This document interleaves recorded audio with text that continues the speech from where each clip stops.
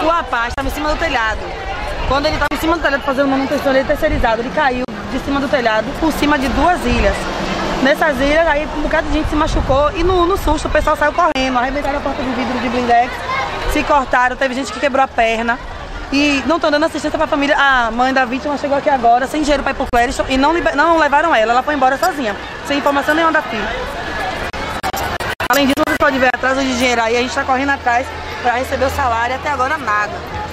Vieram pegar o pessoal aí para poder ser filmado. Tchau. Quero meu dinheiro, não quero meu dinheiro. Oi, legal.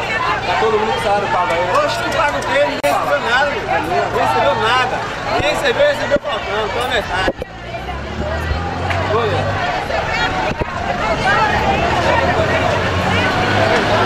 O sol ainda caiu aí, né?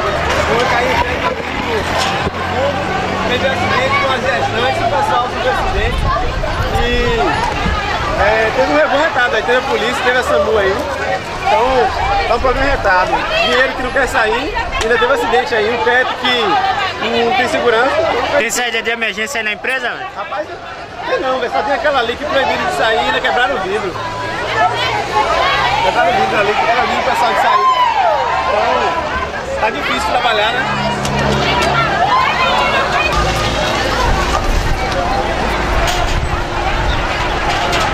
Deixa eu enfrentar.